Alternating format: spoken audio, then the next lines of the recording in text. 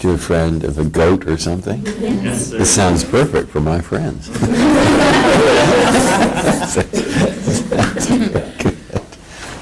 haven't yet Kermit. The other 8 justices, we know what they're getting for the next holiday. Yeah, that's right. If they're very good, I'll give them a cow. You can even put a grove of trees, a Oh, grove that's of trees, a special friend. Yes. A camel? On behalf of our class. But what are before, I don't want to forget, because what, the 6 teams over in that, you're going, what is the place called, Phillips? Phillips County. And the 6 teams are, what, employment, housing, healthcare, leadership, Economic development. That was the employment. Yeah, I see. And there are 2, what? Education. Oh, education, and yeah. tourism. Wow. The system Is it- was is it- so bad, the Yeah. school system, that about a year or year and a half ago, the state had to take the school system over. They just moved in and took the school system. They could not get y'all know more about this than I do, they could not get a quorum in the city council, is that right? So the city council didn't meet for a long time. There were 2 towns, West Helena and Helena. And now they have merged, they have voted to merge, they now have 1 mayor. And they are truly in the embryonic stages of government. And our class has adopted this Helena, West Helena, Phillips County, to see what they can do, and perhaps coming out of this, well, Ken Tolo can do this better than I can. Maybe we will establish a model for reconciliation of racial, political, economic interest, and whatever, but that we're getting nothing but accolades from that area of the state for what y'all are doing, so. Well, say you're in the leadership one. Who's in the leadership one? All right, so you go down there, the mayor says, how do you do? Whatever, and what do you do? Well, we're working within the goal teams who are already established, and they're comprised of community citizens, and they've already laid out what they want to accomplish. And one of the things, or 2 of the things that they've laid out that we're helping with is the establishment of the Boys and Girls Club. And they've already been not far along, but they've gotten a very heavy ball rolling on that project, so we're helping with grant writing. And then in another objective, working with 18 to 39-year-olds, we get to be in the brainstorming portion of it, and Greg and Elisa can add to that, but we are with all of the people who are part of that goal team saying, how do we reach the 18 to 39-year-old age group in this county? Greg and Elisa can add to that. Well, a lot of the idea is that we are trying to be consultants in a way, and we recognize the fact that we don't live there. We recognize the fact that we are all gone in May, and so everything that we do, is trying to be sustainable. And so, having ideas from outside of Phillips County and bringing those to the table, and sometimes they say that's the dumbest thing I've ever heard, and sometimes they say, wow, we didn't think about that. That's a good idea, and so. We just kind of throw it all out there and see what sticks, pretty much, and it's working so far. So it's been a great experience. You have to be tactful. And the education, I'm curious, what 18 to 39-year-olds that haven't ever thought about anything to do with the government, let's say a city government anywhere. So what are you going to do? I mean, how can you get them interested or feeling responsible? We've talked about mentorships. We had a brainstorming session 2 weeks ago, and finding 18 to 39-year-olds who are promising young people who haven't left. I mean, that's one of the problems that everybody leaves, and so having shadowing programs with people in the government and see what they do. A lot of times they haven't gotten a chance, and so we are one thing that we've kind of tossed around is finding a core group of 18 to 39-year-old men and women who are promising, who've never been asked to do anything, and could become a core group of leaders in the community who are still there, who could take part in shadowing programs, who could take part in mentoring programs. Find community groups in the state and nationally who'd be willing to come in and help train. I've been in contact with 100 Black Men of Little Rock, and they are very interested in expanding their programs down into Phillips County. And so we're, like you said, in the embryonic stages of working all this out. But for instance, that's something that, like a shadowing program with the government is something that we are looking at doing. Elise, did you want to add?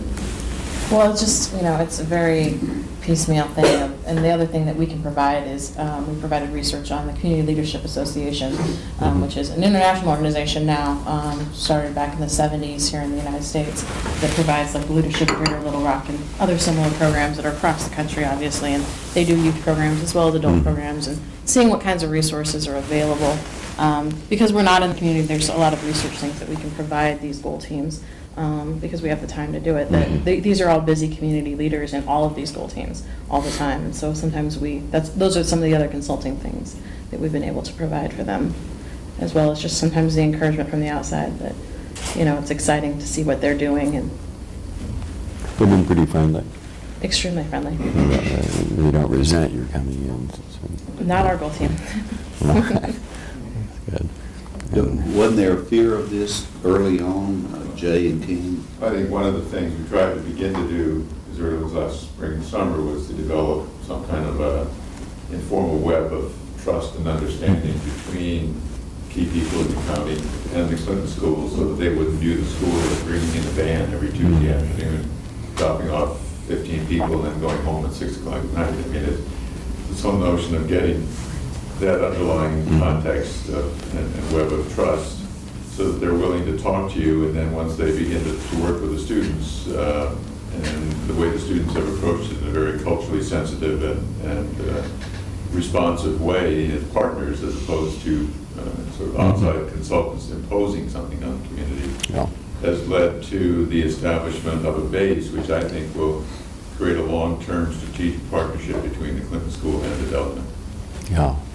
So education, what can you do in the education? I mean, you probably go in, it's not much education going on. And There are actually quite a lot of programs Yeah. that have been there in place stimulating the community through education. And one aspect that has been kind of left out is, like they're saying, the involvement of younger people in the city and in a business. So what we're doing is creating kind of a shadowing program for high school and junior high school students, and trying to make the connection between the Chamber of Commerce, who already has a adult leadership program.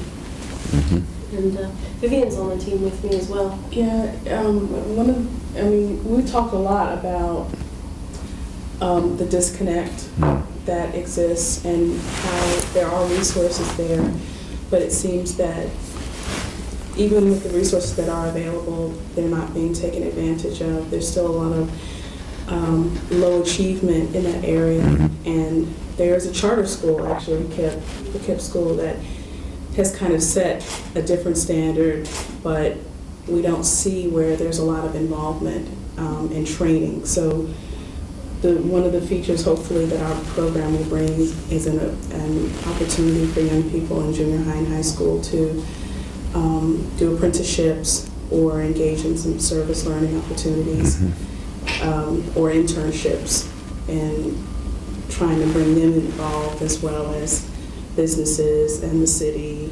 So we're kind of overlapping with leadership a little bit. so that's very interesting. So really what you're doing, you know about a lot of programs, you learn about the programs, learn who can do what, see what the needs are, try to connect the people with the programs. Right. And it's interesting because it's focusing on a geographical area and many different kinds of problems in a single geographical area, rather than focusing on a problem over a lot of geographic areas. Right. And that's what you're basically. Where are we with the It's- Boys and Girls Club? That's interesting. At least I think you and Right. Eric are involved with that. Right now they have just been identified with a challenge grant for a facility for about $250,000, and we have also just submitted a new club grant to Boys and Girls Club of America, and we're working on other grant things for programming to start this summer, actually in Helena, West Helena, and they have a very aggressive 5-year plan to expand into 3 other cities in the county. And they're also planning a major fundraising event for May. So very, very busy board of directors. Down in Dumas, Arkansas, is kind of the Delta, about 5 miles from here. They did, some years ago, a hamburger tax. And they paid for a Boys and Girls Club simply with this hamburger tax, and it lasted for 2 years, and then it sunsetted. It was over, but they had the Boys and Girls Club paid for. It was a very, very unique thing. And Where did they do this? Dumas in Deshae County. And I thought it was but they had the leadership of the local newspaper. And this little newspaper, this little strong weekly paper got behind this project. And that is Melvin and Charlotte Schneider. They were the key movers in a thing like this, yeah. We've been blessed, Mr. Justice, with regard to independent newspapers throughout our state. They're not as independent as they used to be. The old Gazette that went down and merged with the Democrat Gazette was a Pulitzer Prize winning paper during the Central High School crisis. He just is driven by Central High School to see the school. But we've had small weeklies like the Dumas Clarion, the Warren Eagle Democrat, the Searcy Citizen, the Log Cabin Democrat in Conway, Jay, and we've had about 20 or 30 papers. The Cabot Star Herald. I think that these little papers, very independent, locally owned, have been sort of the salvation of our state and have led to many progressive attitudes in Arkansas. Sort of a dose of populism that maybe other states in the South don't have, and I think it's been a great benefit to our states. Are you thinking that this kind of a program focusing on the geographical area with multi-dimensions in a single area is something that this school will do that others have not?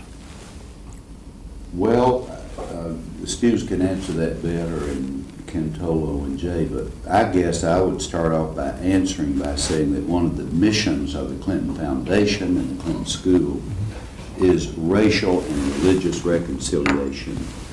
And generally speaking, whatever the problem is in our society, you can find that problem in Phillips County, whatever it might be. Arkansas. Whatever it might be, economic, racial, you name it, agriculture, they're all located right there. They're all, it's one ball of wax. And so we just thought that that would be a good place for the students to see just about every kind of problem you can imagine.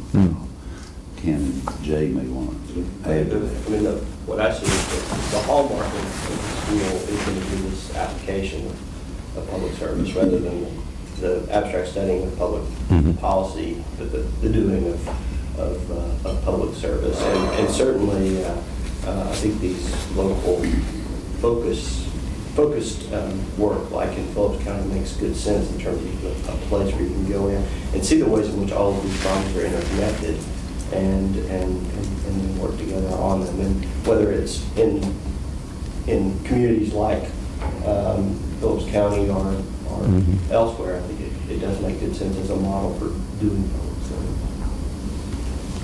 service. Yeah, I would like to deviate one more without losing this theme. Is that I thought it was so interesting. My daughter, who's interested in this, Chloe, it took me to this Red Hook thing, which I mentioned last night. And there the courts are serving as a focal point for many services, not just, and so when I went there, they had a group of religious leaders. You know, this is what you're up against, Doc. It's interesting. They were a group of religious leaders from around New York State.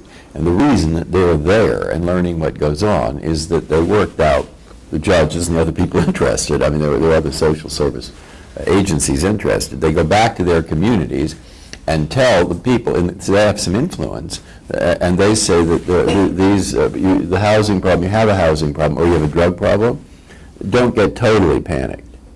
So, I mean, because if you get into the court, it's not the end of the world. And there are programs there that are working fairly well to deal with you. It doesn't mean jail, necessarily. And so working with it, and they get all the religious people there, it's very helpful. It's very helpful. It was the housing, drugs, immigration. Immigration's a nightmare for them, you see, because one word about it, you're out the door. So they're all afraid to say anything. And so they're having, it's not a perfect thing, but the notion of having the one place was pretty good. What I was thinking is the negative, and the New Yorker writes an article about it, and they put in there that one of the religious people was a voodoo priest, which is true. He was a voodoo priest. He wasn't bad. He was okay. I mean, and he was there because he has he's not sticking pins in people or anything. You know, he was a reasonable person, but once they put that in the article, everybody laughs. And as soon as everybody laughs, you see that then they laugh, and then the thing loses, so it was a little annoying. But still, it was some publicity, maybe better than none. So I'm interested in this idea. You get a place, and you get a single point, and you find ways of... We're tomorrow, let's see, is it Thursday? I've lost track of time. Governor Winter. Did you ever know Governor Winter No. in Mississippi? One of the real leaders in the civil rights movement from the beginning. He's going to be here tomorrow, and he runs the Racial Justice Center at the University of Mississippi. Where's Katie? She's not okay, but Katie's graduated Ole Miss. But he is going to talk a great deal about some of the issues that our students are seeing over in Phillips County, and talk about how there might be alternative ways of dealing. And by the way, he's 83, and y'all will get a kick out of this. There were 2 plane flights from Jackson, Mississippi up here tomorrow. He chose the earliest one. It's like leaving Jackson at 5:38, so he could save us $81 on his plane ticket. I mean, I'm not doing but he's just this very, very interesting, very good guy. He's good through and through, and I think the students will like him. But this is going to be his subject, is the racial justice part of it. But there are various segments and parts of this whole ball of wax that are all complicated. Very interesting. Do you want me to go through what I do during the day for a few minutes? What is that like? Or, I mean, I'm happy to go into anything you'd like, but I could spend about 10 minutes. What is my day like? Sort of, sometimes, I mean, so what is the job? What do I do every day? It's basically, the job I explain often to people is it's reading and writing. Oh, that's why I hate to tell you, whoever's coming back on the airplane, I need an hour to read. I'm so I can't help it. So you're coming at your risk. That is, how long is the flight? 2 hours? 2 hours. All right, 1 hour I have to read, because it's continuous reading. I can't get behind in it. And it's reading and writing. I have a word processor right behind. So I told Michael, my son, that if you do your homework well, you get a job, you do homework the whole rest of your life. That's basically, that is what it is. I get in there in the morning. Now we have, as you can tell, as you probably know, there are 2 jobs. The first is you take the 8,000 requests for hearings. We grant 80. So the question is which? And those 8,000, we're only hearing federal issues, no state law. But most law in the United States, of course, is state. I say usually about 95%. I made that up, that number. But everybody says that's about right. You know, family law is all state, education law, almost all state, business law, accident law, tort law, it's all state. Education, I said, environment, they think that's federal. It isn't. A lot of it is state. Huge amounts of environmental law is really state. It's hard to find an area that isn't primarily state. And we're in the federal, that's why I say it's 95-5, maybe it's 90-10, I don't know. And if you look at the cases in the courts, every year in the federal courts, which is the overlay across the whole country, the federal courts have about 250,000. The state courts probably have 10 million, 9 million, 8 million maybe. Nobody knows. But I mean, that's a range.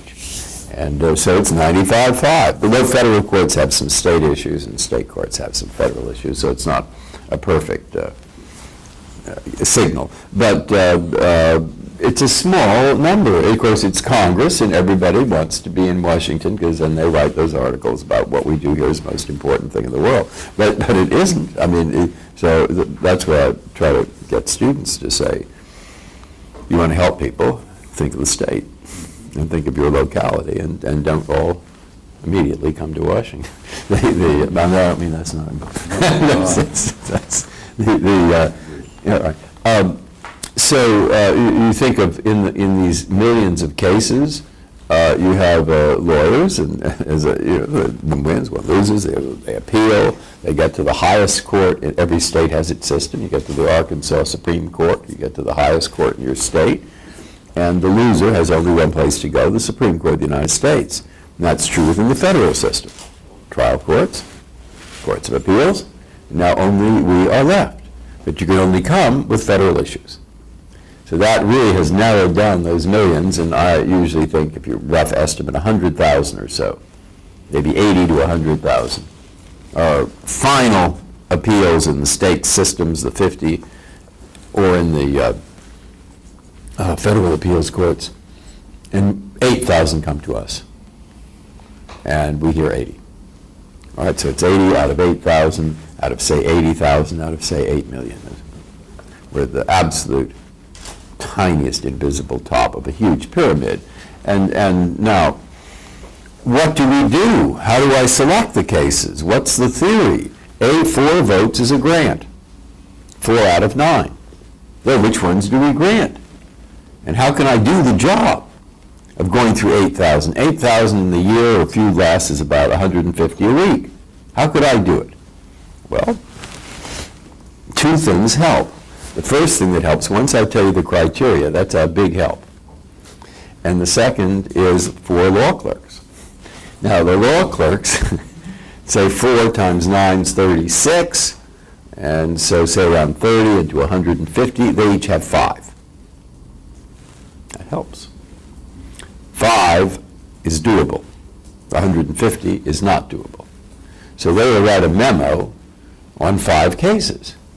And that's good, because that means that one human being, which I think is a good thing, called a law clerk, goes through that scrawled petition. Sometimes it sounds like a complete lunatic, probably is a complete lunatic, but sometimes a complete lunatic could be right.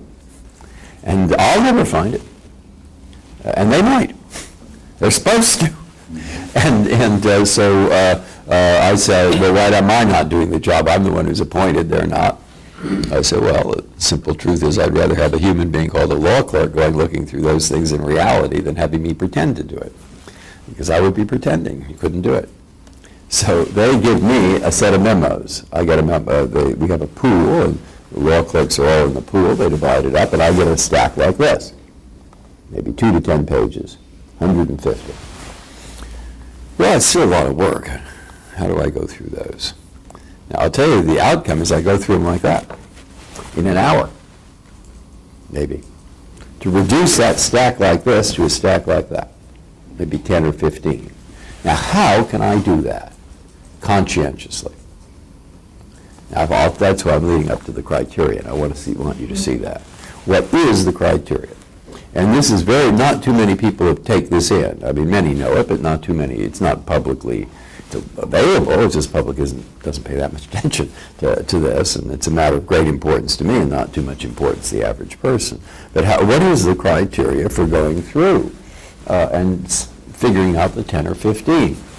Well, remember, we're a federal law, and Chief Justice Taft, who after he was president became Chief Justice of the United States in the 20s, he said this very well. He said, our job is not to correct errors. We don't correct mistakes of lower courts. Now, that's not 100% true, but it's pretty true. Everybody's had a trial and appeal, and maybe 2. So you can go on endlessly. Why not have 1 million? But I mean, you see, it has to stop somewhere, and it stops below us. We are not there to correct mistakes. Now, I say, what about a death case? I mean, you might. But so that's why everything I say has to be taken qualified. But basically, we're not. Well, what are we doing then? What we think we're doing is we are trying to decide a question of federal law where there is a need in the country for uniformity. Now you say, well, that's still a little abstract. Well, suppose every lower court has come out the same way on the question of federal law. Is there a need for us? Answer is obvious. What? Yes or no? How many think yes? Yes. The answer is no. Why no? Well, they're judges. They're perfectly good judges. You see, Jackson said this. He said, we're not, nobody knows what this means. He said, we're not final because we're infallible because we're final. Maybe I said this, I say this a lot, so I don't, but he said, nobody knows what that means. What it means is we do not have the last word because we are so brilliant. We are, of course, brilliant. But only in the sense that somebody has to have the last word. So if they're all agreed, very unlikely we'll take it. Not 100%. We took the Guantanamo case, one of them 2 years ago, without a split. We took it because we thought it was tremendously important. But there was debate, I promise you, about whether we should take it without a split, just on that part. And a split developed almost immediately thereafter. A lower court, different one, came out the other way, so we had our split anyway. But it's not likely we'll take it unless the circuits come to different conclusions. Now, if they come to different conclusions, well, the country has non-uniformity, and we are needed. You see how simple it is? And you read sometimes the articles, or even law reviews and so forth, endless analyses of what are they, I say, hey, no, if you're here for 5 minutes, you will see. It has nothing to do with this strategy over here, the other strategy, and what does this mean? And it means nothing. It means there was a split, we took it. There wasn't a split, we didn't. That's not 100%, I stress that, but it's 99%. I mean, it's a very high percentage. So now you see how I can do this? Not so hard as you might think. And if you were doing it the first day, I think you would come pretty much to the same conclusions I do, even if you've never been to law school. It's quite interesting. It's much more mechanical, much more obvious than people think it is. So maybe you could raise money on this. I don't know. You start a pool. Tell us about law clerks. All right. How you select them and The law clerks are, they're great. I mean, they're wonderful. They're top graduates of law schools, really at the top. I mean, and then they usually, almost always, have clerked for a year for a court of appeals judge, or sometimes a district court and the court of appeals, usually federal, sometimes state. And then we get a lot of applications. I have a committee that screens them, and then most of us will really, within a group that's gotten typically very, very good grades and very good recommendations, the judge normally calls me and says, this person is just terrific. And it's the best person I ever had. So that's what you said last year. I said, he said, yeah, but it gets better. So they get very good recommendations, and I interview about maybe several huge batch. The committee sends me about 10 or 15 names, and I'll interview them and select them, and they stay for only a year. And I think that's to their advantage, because they wouldn't get that much out of the second year, though I would. And then they're off practicing or wherever they want. Keeps things. But they have quite a fraternity, don't they? Yeah, they talk to each other a lot. And, I mean, if we go back to the search for a minute, you see I've got this stack like this, let's say. The first thing I do is give my stack of 10 or 15, I give them to my law clerks. Now, these are the 4. They participated in the pool. But then on Wednesday, I'll sit down just like this, and we'll talk about them, the ones I pulled out. And they've done a little research into it. And the question is, do I want it discussed at the conference? And if the answer is yes, I can put it on the list. Anyone can put any case for conference. On Thursday, I get the list of everybody's suggestions. We go through them now again with my clerks, and I will try to figure out how do I want to vote. And why? It's probably when you're in the Senate, you're trying a piece of legislation, you want the people with you and your staff who've worked on this, and you're interested in their views, you'll make up your mind. but that's pretty what I'm doing. And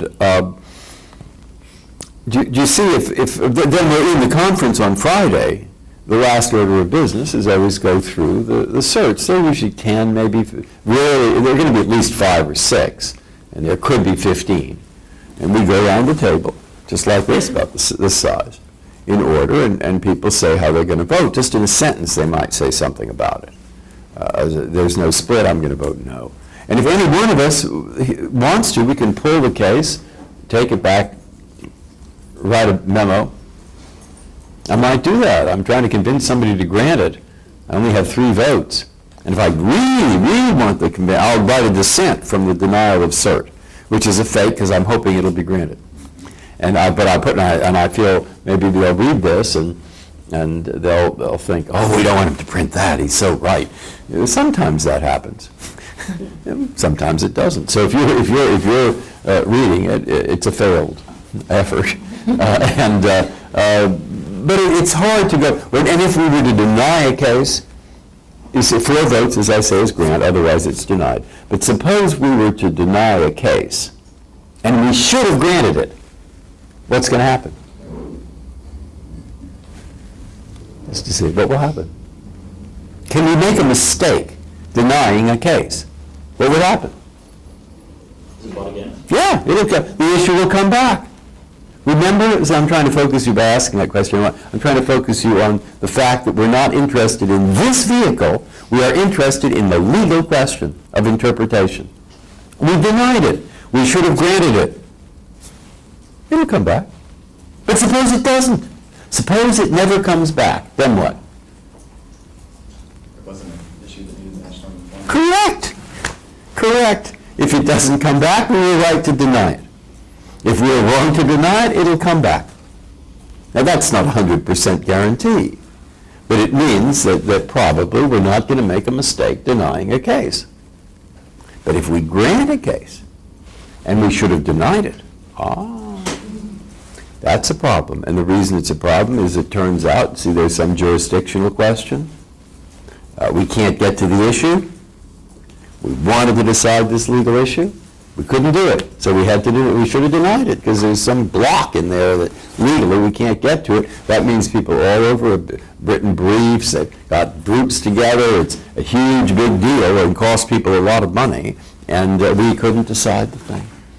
So you can more often make a mistake by granting carelessly than you could make a mistake denying carelessly.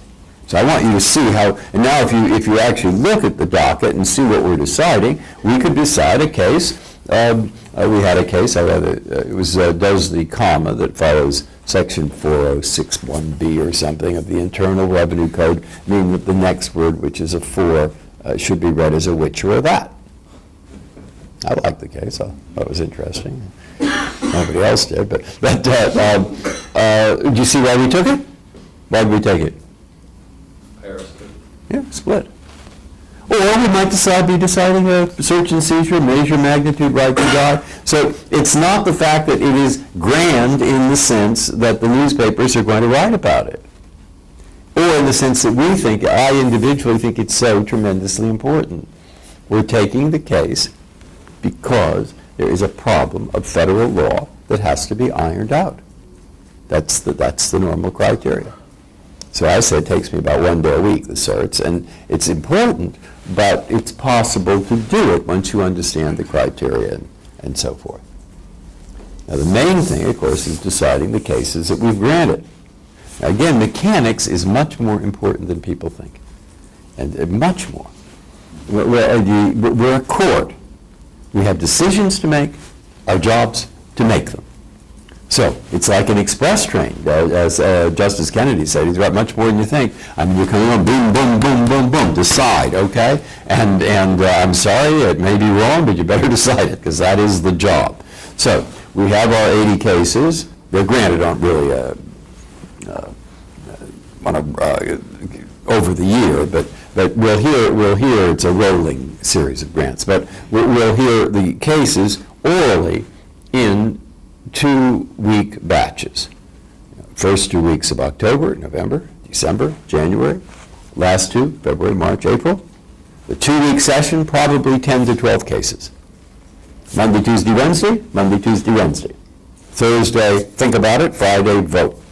That's, now, Monday, Tuesday, Wednesday, 2 hours each day, 10 to 12, 2 cases, 10 to 11, 11 to 12. Half an hour each side. Is that enough time? No, in my opinion, but my 8 colleagues think it is. Okay. So anyway, 10 to 11, 11 to 12. How do we, half an hour each side, 2 cases. Now, before, why I'm reading for an hour, I mean, I have to divide this. The March session is coming up. I'll begin that on the 14th. I know what those 12 cases are. I've only read 4 so far, and I've got to keep going each day. So I get the 12 stacks of briefs. I already have those 12 stacks. And briefs, but they could be 10 to 12 of those booklets in a typical case, or a right to die case, there were 70. Affirmative action, there were 120. Do I read all of them? Yes. I'm reading all of them. I'm not delegating. But my law clerks are also reading. 4 law clerks, 12 sets, 3 each. So you have to know mathematics. They've got the 3, I have the 12. So now what I'll do, and why I want to get this done, is when I get back this afternoon, on those 3 or 4 I've read, and it'll be rolling, I want to talk to the law clerk who has read the ones I've just read. Now I'm going to say I want you to write a memo, and it should contain this. We'll have a brief conversation. I want to know about this, and then she'll put in anything else she wants. I mean, she tries to get me up to speed and whatever else she wants, but I want to know at least this. And by the time a week from Friday comes, I will have done this with the 12 cases. I'll have 12 memos, or close, and I'll have read them and had a second conversation with my clerk. So I go into that oral argument, and I've read the briefs, and 2 conversations and a memo. So I'm pretty up to speed on it. I feel I am. And so is everybody else. They all have their systems for doing that. So that half hour is for us to ask questions. And that's why we look so obnoxious. Because we you know. I'm wondering, since you, unlike some others on the court, are open to considering the consequences of a decision, might your process also include further research, whereas Scalia's might not? Well, that's an interesting question. It's probably will get in the briefs a pretty good account of relevant consequences. And for example, in the right to die case, what the briefs that we receive, a blue brief, that's the color-coded, that's the petitioner, red is the respondent, yellow is the reply, gray is the government, they're always gray, and then there's this stack of light green, and light green are groups supporting the petitioner, dark green, groups supporting the respondent. Right to die, we had 70 because of all the amicus briefs. Now, what were they? A lot, that's why I found them absolutely fascinating. I mean, there were doctors, there were nurses, there were psychologists, there were people who worked with retarded people who worked with retarded people. There were everything under the sun. There were the hospice workers, and the hospice workers, for example, there were some for, some against. And when those briefs are good, and they very often are, they're not telling me legal arguments so much as they're, from my point of view, they are telling me what's going to happen. What's going to happen in the hospice world if we decide this way or that way. And the ones with the retarded people, they'd say, we're worried about this. We're worried what's going to happen if we have a right to die, assisted suicide. What will happen to the people we look after? You know, and then the others say, well, we're worried about it, we think this is important, or whatever. And so a lot of it is in front of me. Sometimes, you're quite right, I'll think of something that I want to know about, and that's where the internet is quite useful now. You can't be certain but I don't do that a lot, because it's probably right there in front of me. And Justice Scalia too might, I mean, he's not immune to consequence. No one is immune to consequence. But he might get very interested in the history And so maybe there's some, he might want to go into some of this. And sometimes will. And sometimes will. But a lot of the briefs are, you're unlikely, except, well, rarely will you go much beyond the briefs before the oral argument. See, then we'll have the oral argument. See, there are two parts to what you're thinking. The first part, before you get that tentative decision, and then after, if I'm the writing judge. Yeah, if I'm the writing judge and I get on something here and I want to show something, I might be even more tempted to go to that internet or try to find something out. Now, I'm not going to base my opinion on that, but it might become relevant. And he might, he might get interested in a lot of things that you think are just, there's this little thing over here that can be quite, I wanted to know in a case, suppose I wanted to know, for example, is what is the actual impact of this or that on problems of battered women? I might want to know that. Might be relevant to an issue. And then I'll try to find out. So sometimes yes, sometimes no. All right. No,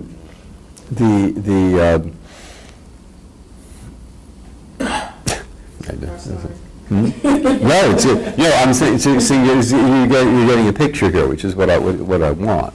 And now we finish our oral argument. All right, and I've got to prepare for this conference Friday or Wednesday for Monday's cases. Friday for Tuesday and Wednesday, and it's that same table. And when we discuss, now we're discussing the cases, and Roberts now will begin. He's chief, and he'll briefly say what the issue is in the case, state the case, and then say he's leaning this way or that way because. Maybe 5 minutes, maybe less than 5. And then it goes to John Stevens and Nino Scalia and Tony Kennedy, David Souter, Clarence Thomas, Ruth Ginsburg, me, and now Sam Alito. I was a junior. The only job of a junior is you open the door if somebody knocks. That's well known. And I was sitting there the last conference. The first one of Alito's now had 2 conferences, so I'm sitting there, somebody knocks on the door, I jump up like this. So Robert says, "Where are you going?" So I said, "I'm a trained SEAL." I said, "1.5 years, and now I'm going to get up like that." But we go around, everybody goes around, I have a notebook, and I'm taking notes at what everybody is doing. What everybody says, I want to write down. I have their names printed here under each case, and I have to keep track, obviously. If I'm writing the case, I better remember what the others think about it. And then we go around once. Nobody talks twice till everybody speaks once. That's a great rule. I cannot tell you what good feeling that produces. It's in my interest. There's a rule in the Senate that no one pays any attention Is that to. Did you ever think of it? It's an unwritten rule in a committee, but no one pays any attention to it. Really? Yeah. Oh, we do. There's no discipline. Well, that's why. You see, there was no discipline probably frankly, when Berger was there, from what I hear. And then Rehnquist, as a result, produced discipline. And everybody, the Chief Justice has no right to do anything. But it's not really like a committee chairman. He's one among equals. He has no authority, but everybody knows that you better let him do this, or it's going to be chaos, and they want him to impose a degree of discipline in that discussion. And he does. And he does, which we all agree to. Because Get you some more coffee. What do you want in it? just a little bit of milk or cream, that'd be great. So then there'll be some back and forth, and the conference is really pretty important, I think. People are always tentative, but it's becoming a lot less tentative. And the secret to it is people say what they really think. No phoniness, no posturing, no I have a better argument than you, ha, ha, ha. None of that. And once it degenerates into that end of the discussion, forget it. Because there's no point if I'm not really interested in what you're saying, really interested, not pretending to be interested so you'll pretend to be interested in what I say. All right? Really interested. If we're not, then why do it? Time's scarce. No desire to waste time here. And so there will be some back and forth discussion, and we've been writing, it's always tentative, but rarely changes. Sometimes it does. Sometimes it does. Once or twice a year, maybe the court will flip. That causes real chaos. I mean, but that's how it's supposed to be. But if you have flipped too often, you see you couldn't get the job done. Because we've got to get these cases decided. All right, after the conference, the 2 weeks period, then the Chief Justice, and this is his added authority, the Chief Justice or whoever is senior on the majority side will assign the case for writing. Now, it's again a little mechanical because put my name, everybody's name, put the 9 here, and you go down and everybody gets 1 case, and then everybody gets 2, and then everybody gets 3, so the numbers work out evenly over the year. But which cases are going to be up to the chief or John Stevens or whoever is more senior than me? And my own approach is I never ask to have one written. I never lobby. I just won't. It's up to the assigning person, whatever it is. There's plenty of interesting work to do. I don't mind. And but that you probably, I know how to get assigned a case too. Absolutely guaranteed. I can get assigned an important case. Here's how I get assigned an important case if I want it. Particularly when I'm last. I don't know if I could do this trick anymore. And it's, I don't usually do it. I made a mistake doing it. It comes around, so this is a 4-4 case. 4 to 4, and I'm going to be the last one to vote. Oh, it's very easy to get assigned it. I just say I'm not sure. Flung! It has to be me. They have no choice. Because however I decide it is how it'll come out. Therefore, and I did say, oh my God, I got an absolute killer, which was really hard, which is a case involving competency and psychology and everything under the sun, where the government wants to force a person to take non-hallucinatory drugs and then put him on trial in a robbery. And that was such a difficult thing. I'm glad I did it. I mean, it was a very, very interesting case. But I suddenly realized, oh my goodness, if you don't want this case, don't express yourself so tentatively. And probably the chief will assign a case really much more than you think. How am I going to be sure we get a court? So our object is to get the court. Our object is to have a single opinion of 5 people. Not to push the law this way or that way. The predominantly thing is, first and foremost, get the court. That is the job. So then if I'm assigned it, I go back to my clerks, and my clerk now, who knows the case, well, so she'll go and write a draft, which might be very long, and then I'll take the draft after 2 or 3 weeks. I offer some guidance, not too much, because she's now going to do all this research, and I want her to feel pretty unconstrained to say what she thinks. It's not going to hurt me to say what she thinks, whether I think it or not. And it'll help, you see. And so I'll get this long thing, and I'll go read it, and I'll read the briefs again, and I'll sit down at the word processor. I will write my draft. And it's much shorter and maybe not as good, but there we are. So then it goes back to the clerk, and then I'll get another draft. And from her, and then I usually have to write twice from scratch. That's just a question of style, question of my own abilities. And all over again, I'm going to do it again. And then we'll go back and forth. Eventually we get something we're satisfied with, and I'll send it around, and I hope I get those 5 votes. Get a little note that says, "Dear Steve, I'm pleased to join your opinion in this case." I say, great. And people make suggestions, and I'm very open to taking them. And even after I have 5 votes, I'm open, but a little less open. And then somebody might write a dissent, concurrences, write whatever you want, write or join. And in the conference, always the first order of business is we turn over the page here. It has everybody's name. It has down over here how many cases I've been assigned that I haven't written yet. That's also good. You do that. See, everybody reads his own name. And they think everybody's reading my name. Actually, they're not. They're all reading their own names. But that speeds things up. And here are all the cases. Chief says, well, what about this? Where are we? Where are we? Where are we? Oh my God, I meant to join. I haven't joined yet. I better get back. Oh, don't worry. And we go through that for a little while. But when everybody's joined or written, the case comes out. That's the process. That's it. But you see how it's quite mechanical. There's this tremendous drive to get the case decided and get it out. And nobody goes home, nobody ends the term goes on vacation at the end of June until every case is done. So they all build up, and in May and June, total nightmare around there. But, yeah. Well, you just really are clear. What do you feel should be the purpose of Senate judicial confirmation hearings for Supreme Court justices? I watched snippets of the last two, and basically with the line of questioning that a lot of the senators asked, it seemed like they were just trying to distill what the nominee felt about certain issues where they came down on it. And is that really, I mean, it seemed like regardless of what you found out about the nominee, if the president had enough votes for that nominee, probably from his party, he was more or less going to get confirmed. So what is the purpose of trying to needle on specific issues? Senators, what lines of questioning should they be asking? Don't know. nominees? What's the truth of it? I don't know. And why don't I know? What's interesting as to why I don't know, it's Senator Breyer, whom you should direct the question to.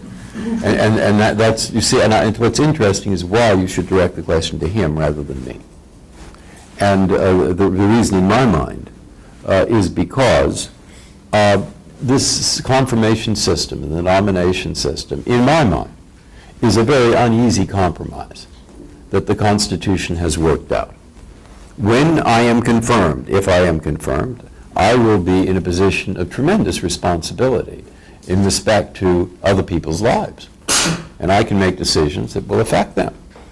And that's true of all judges, certainly particularly in the Supreme Court, where you have these very general, very overarching issues. Can I be held responsible? No. Very unlikely I'll be impeached, I certainly hope. What can they do?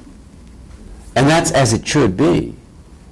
Because if you had judges who were following the waves of public opinion, what would the protection be for minorities or for others who are very unpopular people? That would not be a good idea, to have a judiciary that is not independent. But there we are. Once I'm confirmed, the public loses control. And I think the Constitution foresees a connection to politics. So there will be a connection to the public through the appointments process. So there is the president, who is a politically responsible person, who makes the decision to nominate, and there is the Senate, which makes the decision to confirm. Now, what should they take into account when doing this? I have to say, that's first and foremost their affair. I can tell them certain things. I can tell them if they become too political in this, we might end up with a less, I'm not being quite, I'm saying might end up with a less capable judiciary, but I can't even be certain of that, because I'm talking as a person of my time. Right now, the courts had all kinds of ups and downs in history, all kinds.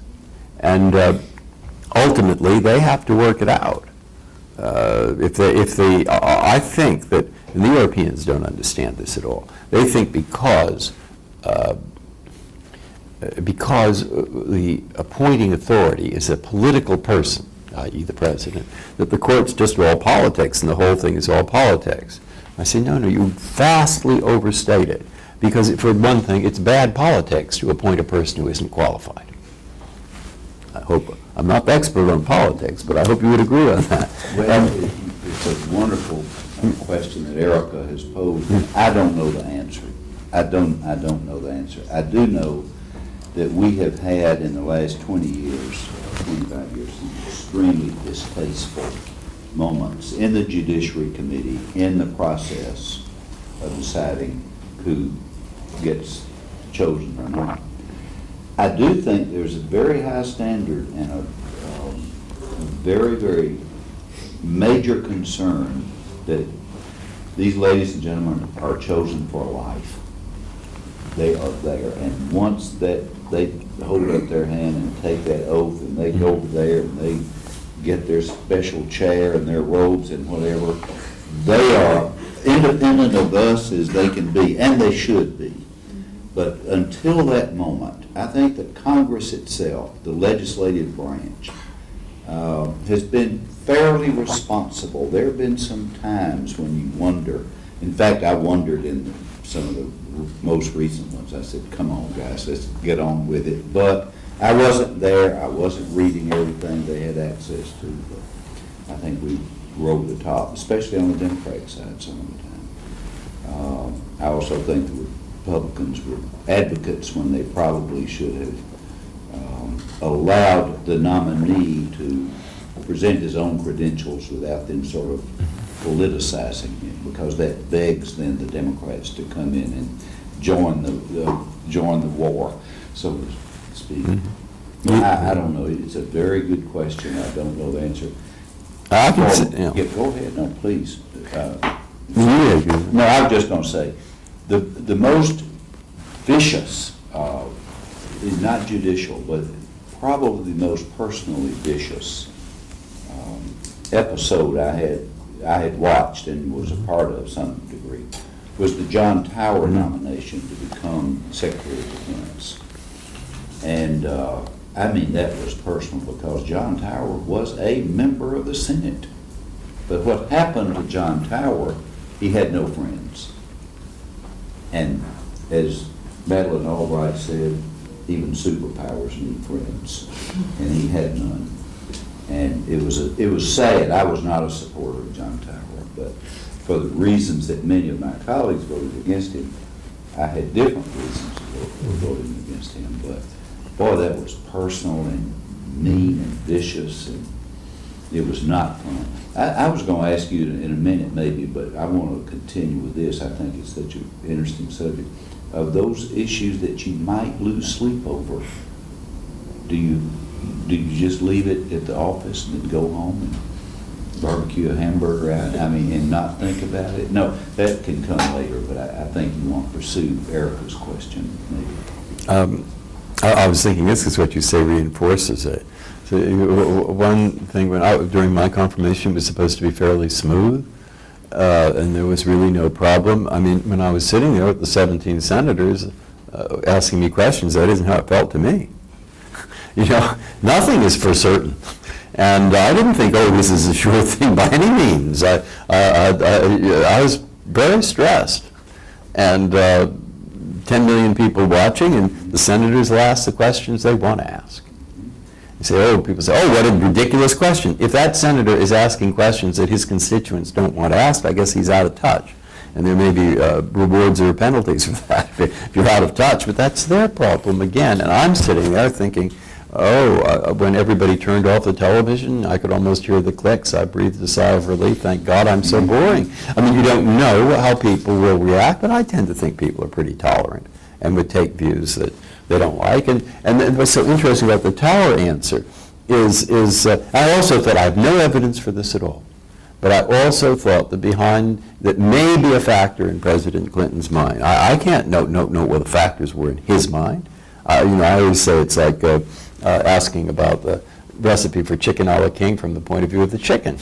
So I wasn't the appointing person, but I've always wondered and thought that with Ruth just as much as me, that there had possibly been a reaction to the Bork nomination in the sense that it is so contested that he's moving in the direction of more professional.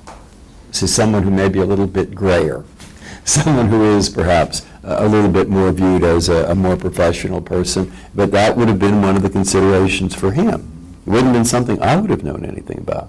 And then when you ask, well, are they going too far or not too far, immediately Senator Pryor's response is to tell you something, the focus of which was the right focus, it seems to me, not what is it going to do to the judiciary, what is it going to do to the Senate?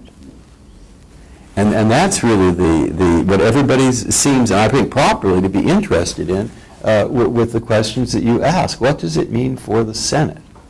That's so interesting. This whole system that we have, this so convoluted system as some people think, and they shake their heads. Think of the enormous educational value that we receive every time there's a nominee for the U.S. Supreme Court. The country glues in, the country looks at the set. That's true. How's he going to answer this question? What does he think about so-and-so? What's the process by which the justices make, and the senators get together and talk or don't talk and decide what to do and how ultimately to vote for the senators? But the educational value is enormous, I think, Yeah. for us to look at our system, all the good and bad parts. I have a corollary question to that, if you don't mind. I'm one of the lawyers in the class, and I read a speech that Paul Thomas had given 25 years ago. He was the one that argued on behalf of Kansas in Brown versus Board, and he had talked about how Robert Carter came back to him later and said, "Thank you for arguing that so dispassionately. It truly helped the court when you distilled the issue," like you were talking a little bit about with the amicus briefs and how the briefs are really there to just distill the issues. And obviously that's what our role as attorneys is when we're in front of the court, whether it's your court or any other court. But what do we need to do as public servants and as lawyers to do that all the time, not just when there's nominations in front, so that they understand this, what the Supreme Court really does? Because I think that, obviously, even when we do have these nominations, we're not doing a very good job for the common man to understand what your trial court does, much less the United States. Well, I think lawyers should talk about it, the courts, that talk about what they do, and there are usually opportunities to talk to the students in high schools and so forth. One of the things we tried to do up in Boston with our new courthouse is the Bar Association has organized programs that almost every day there are high school kids in the courthouse, and they have a moot court plan for the kids, and or they go and listen to a case. There are loads of schools in the area. The bar has done that completely. And then there's a thing called Law Day, which nobody knows about, but that's all right. I did last year. You did see that I think is the kind of the thing. And then also I think the bar, when I have problems with the judiciary, it's hard for me to explain them because suppose their pay, which is a problem for the federal judges and more for the state judges. We start talking about pay and people go through the roof. They say, you're paid a hell of a lot more than everybody else. No, they're like 2% of the country. What are you talking about? At the same time, it is a problem for the institution because the pay gets cut every year. But cannot really have easily discuss that. So if the bar thinks you want a strong judiciary, or the bar thinks that this is over the top in the questioning, too far, this is really divisive and unhelpful, they're the ones that have to say it. We can't start, everybody has problems. So the judges start talking about their problems and people say, everybody has problems. Hey, you have a lot less than most. So the bar has to explain to the public why it's in their interest, not why it's in the judge's interest, but why it's in their interest to have a strong judicial system. And I tend to, sometimes I get carried away, but if you notice, I tend to limit myself to things that will try to help people understand what the virtue is for them of having a system where the two independents are the independent judge and the independent lawyer. And that is the system. A lot of people don't have it everywhere. You start getting me going on that. I say, well, we have a system where the lawyer says to the judge, "Judge, you're wrong." Have you Have you heard that? I've heard it. So have you seen a lot of those It's comparative good. models, though, when lawyers go out and talk about the American model? Do I know I that? have not No. seen a lot of the comparative model no. where I'm from. What do you think you mean? When you're talking about that, not everywhere in the world has an independent judiciary like we do. No, they don't. And I think that as a lawyer, when I've gone out to talk about the legal system, it's about our system, and I don't necessarily do it the comparative. You can. Sometimes in 1994, I think, or 5, I can't remember exactly when, I had a chance to go to Russia, and I went to a meeting they had judges meeting from all over Russia, and Yeltsin was talking to them.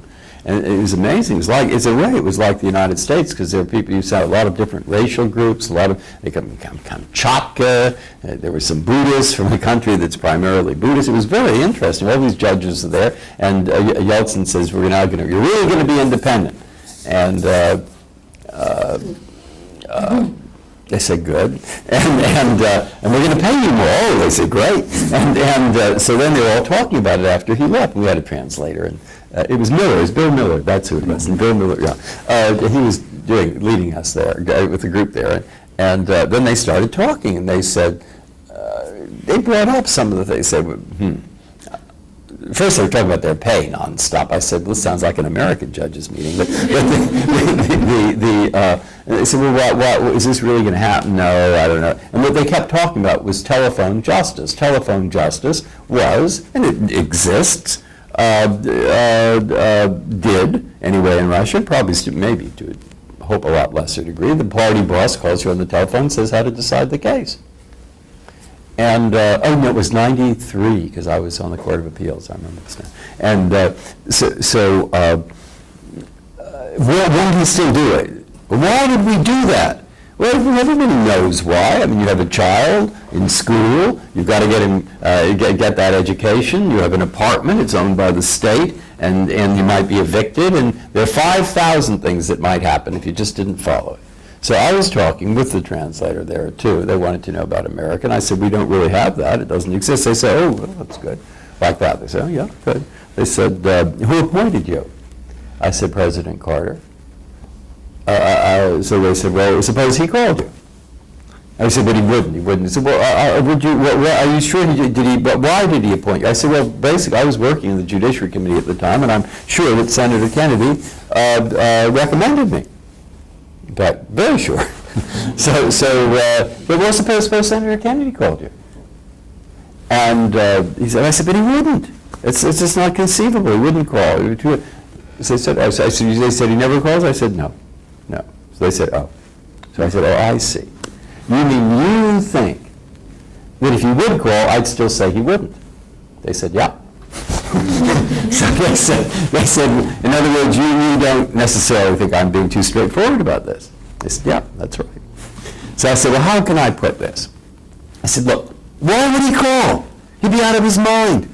If he calls and anybody, he'd be in my power forever. All I'd have to do is tell a reporter, and that would be the end of his career. He'd be in jail, or at least, if not in jail, he'd. So I got so hysterical and explained it completely, and all the terrible things that would happen if anybody ever got involved in such a thing, and how it did maybe happen in Chicago, and they're all in jail, and they began to believe me. It took some time before they understood it. All right, so intuitively, everybody in an audience over here understands that we don't have that. It's not so easy to get a system without it. So I think, yeah. I had a quick question. Last semester, we took one of our core courses and we titled The Dynamics of Social Change. And we talked about different methods of social change, looking at different examples of social change that they've played out throughout our history and trying to decide what's best. And obviously in an ideal situation, I think if you had the time and resources and everything, you'd want to promote all or pursue all avenues of social change. But I think, towards the end of our course, we asked people, just a random survey, what do you think about the courts? What do you think about the legislature? What do you think about the executive branch, as a method of social change? And I think it kind of came out split. But I'm curious to get your thoughts on what you think of the court as a method of social change. What do I think about it? I have to say, I think it depends on the area. I think people became very, very, very enthusiastic about the success of legal efforts to change a legal system of segregation. That's fine, they were right. But you see why the courts could do that? Because first and foremost, they're dismantling or changing law. You start getting them into other things,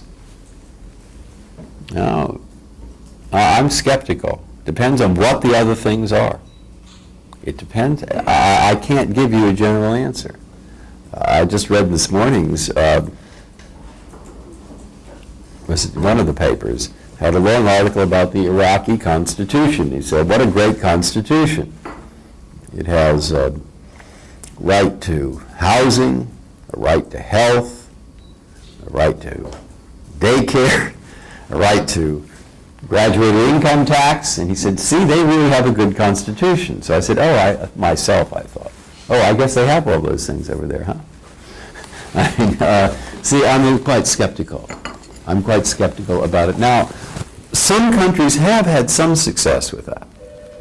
That is, you talk to the German judges, they have a constitution. It was popular after World War to put in what they call these positive economic rights. And you say to the judges, well, how do you enforce it? You know, you're not out there building a house. And they put them in the South African Constitution.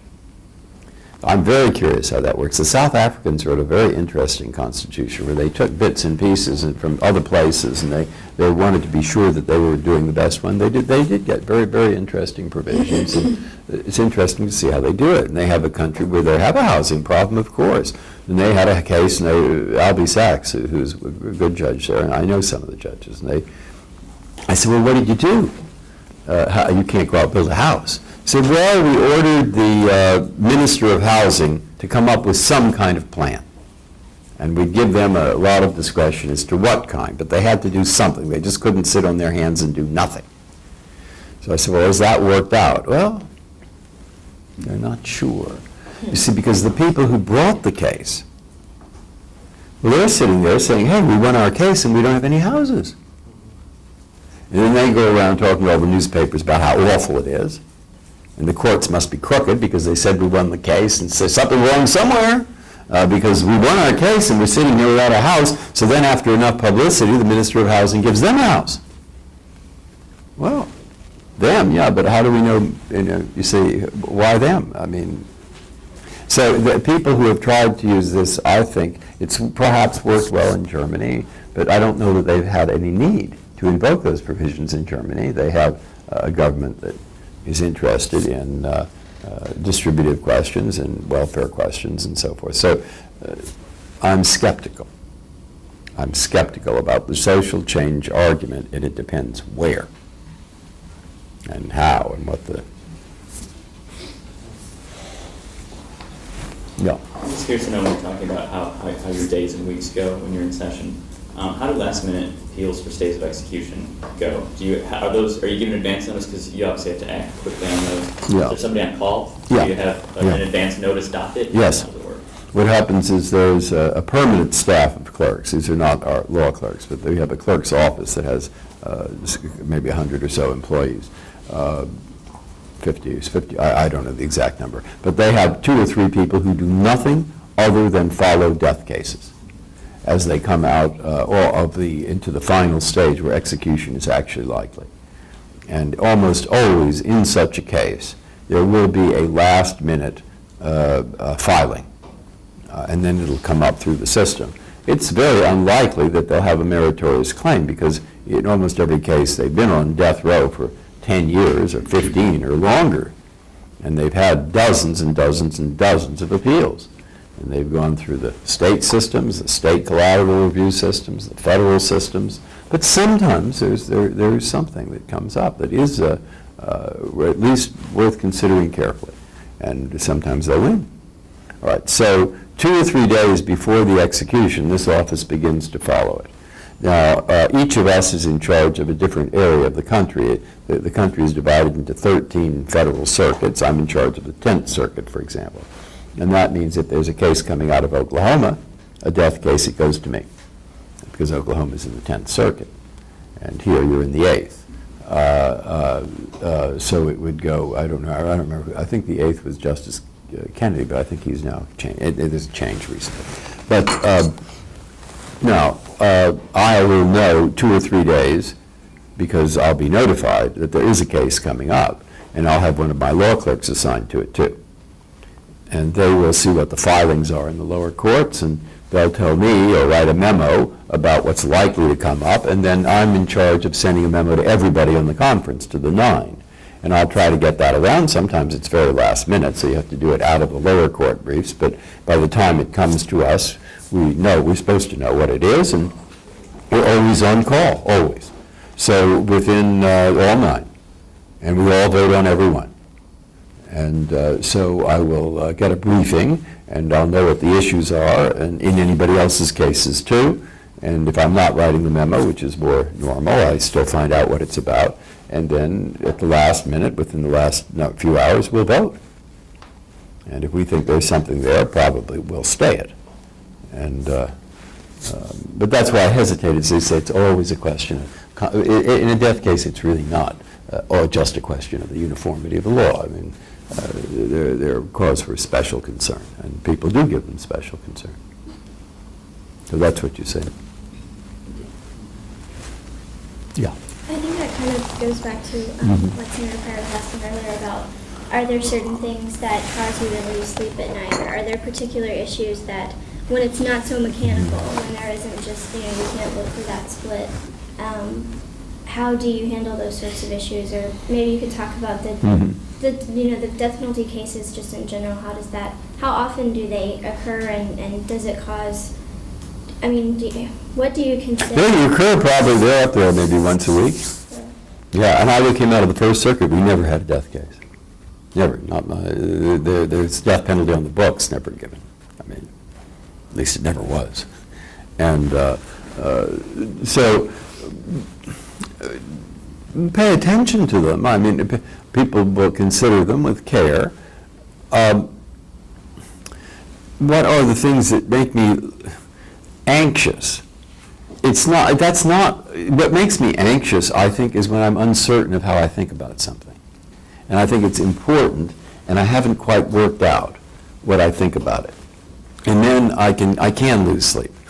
Because if it's an issue and I see it as quite difficult, until I begin to formulate a view, I'll get pretty anxious. And I could lose sleep, but not too often. It's professional, it's a job, I understand it, I'm used to dealing with it, but I didn't have to take it. So once I reach a view, suppose it's something I think is really awful happening, and then Joanna says, yeah, all right, come on, just let's drop. She says to me, you're a Messiah complex, It can happen, and you can't do. See, that's why it could be. I see what you. Yeah, hello. So this could be. Oh, no, I'll talk to you later, okay? I'm in a class. Bye. Sorry, that was my son. But that's why we do that, because it can be such a thing. But I'm saying if suppose I think something really this is wrong, this is really, really wrong. My reaction there, once I've worked out that I really disagree with it, really, really, really disagree with it, is not to become anxious. My reaction is, now, all right, what can I do about this? And what I can do about it, since I'm limited in my own abilities, but I can get to the bottom of it and write something as clearly and as dispassionately as I can. And I did that last year once, and I didn't convince everybody. I still only had 4 votes. I thought it was a death case, and I thought that the 8th Circuit, I think, or maybe it was the 6th, had done something right, and they were reconsidering a matter, and they should have reconsidered it, and 5 members of the court said no, they were wrong to reconsider it because it had been considered thoroughly and that the case had been out of the court, and I said it wasn't out of the court, and of course they should have reconsidered it, and my reaction there was to go into it in depth and say, but you see, there's this and this and this and this and this and this, and then I can always, if I really feel strongly, read a dissent from the bench, which hardly only happens once or twice a year. And in that case, I did. And I didn't have an unpleasant tone of voice. I just said, well, I dissent, and this is why, That's my personal way of dealing with it. And sometimes it helps because sometimes it convinces people. And if it doesn't, next time maybe I will. And but if that does not make me anxious. Do you think that your years working in the Senate and watching senators and dealing with issues like that helped you in preparation mentally for your decisions you had to ultimately make on the court? Any relationship? I think a lot. I learned a lot. I loved the Senate, working on the staff. I said to Senator Breyer, I was chief counsel of the Judiciary Committee. We used to have, he had Dick Bregman, who was on the government operations, who was the chief counsel. I said occasionally the chief counsels would meet, and if you were at a group, I said that it's really egomaniacs. I said, we thought we really had, this is where, because we'd say, the staff will tell us everything, they don't know everything, and we felt that yet we can see things from the senator's point of view, and we also have a kind of way of talking to people, and they might say something to us that would never say to a senator. And so absolutely I loved it. And I would get in early in the morning, and at that time there wasn't that terrible disagreement among the parties so much. On the Judiciary Committee it was 79-80, and every morning I'd have breakfast with Emery Sneeden. We'd have three of us: Ken Feinberg, who worked on the majority side, me on the majority side, and Emery, who worked for Senator Thurman. We'd have breakfast. We got along terrifically, and we'd plan out the day. And it is great. I mean, it was just so interesting. And then you also see in the Senate, and this really probably does shape my view. If you work in the Congress, you see where is the power in the United States and America? It's in the people. I mean, and why do I say so? Well, I walk into my office one day, a little office, and there is a young lady going through all my books. So I said, well, excuse me, I said, why are you going through, how do you happen to be here? And she said, well, I had an assignment at school, and I thought I'd come in and try and find some law books that I could look at. And so I was like, and I thought, well, don't get angry. She may be a constituent. So that sort of gives you an attitude. A lot comes along. You have to decide. You've got to decide. Decide it. That doesn't mean be careless. It doesn't mean be flip. It doesn't mean downgrade the issue or treat it in a cavalier fashion. It means do your best, decide it, and go on. And oh my goodness, you have, or the Senate has, hundreds, thousands of issues. They come up all the time. Be polite, listen to people. We used to listen. I mean, I felt we did. I mean, you get in the minority side, and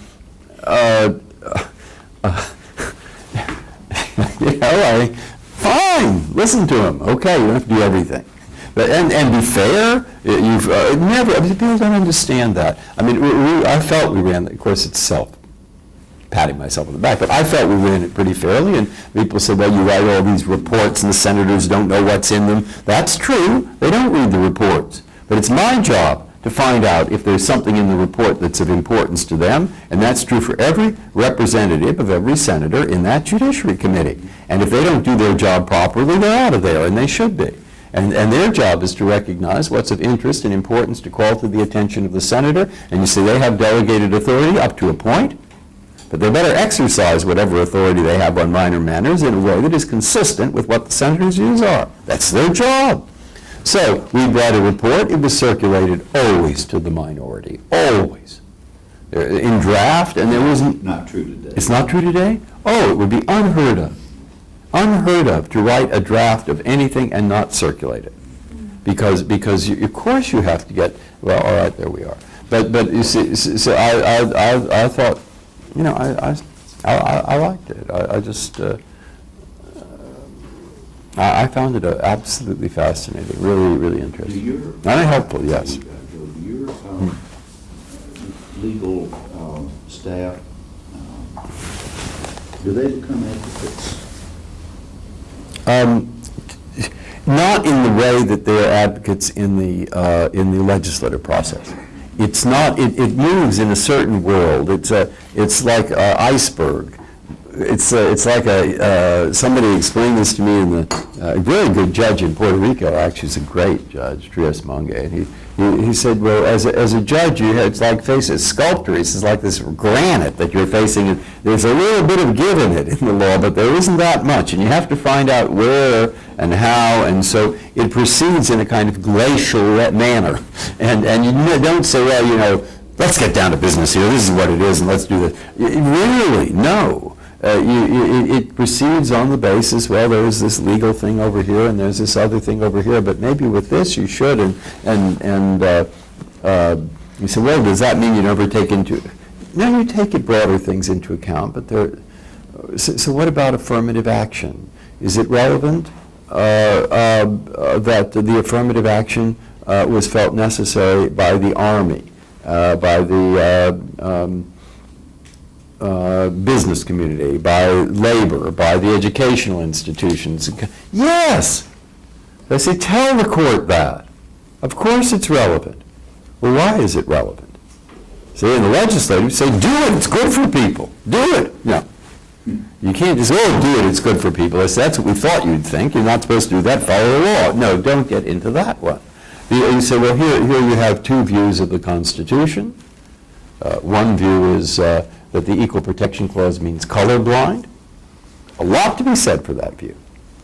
And another is that you can distinguish to a degree between positive and invidious discrimination, that it's more lenient in what it permits when you're discriminating positively than when you're discriminating negatively. That's the second view. There's a lot to be said for each view. So one of the arguments, if I encapsulate it slightly, where I think all those briefs are relevant, is say, well, suppose you have two views, and on view one, the country's going to fall apart, and you will exclude people who should be citizens of this country, and that's how they'll feel about it. And in the other view, you try to bring people in and try to make them citizens, and all these institutions will work. You think the founders of, I'm parodying it slightly, see, because I mean, do you think the founders wanted, or in 1864, they wanted to write an amendment that would help bring the country together, or an amendment that would help balkanize the entire thing? You know, if you can reduce it to that form, but I'd say, but part half of that is putting it within a legal framework and knowing how to work with the arguments in that kind of forum. That's different from the legislative forum. And you say, well, it's awfully complicated. Yeah, it is, but law is specialized, and it's both specialized and it's not removed from human life. And you say, well, how do you, in a specialized discipline, keep it tied to life? No, that's the question. And the answer is hard. You say, well, we do your best, or you try, experience helps, and who knows if we have the right answer, and try to find it, and in that sense, it's like the legislature, too. We will always remember this fabulous experience. Thank you.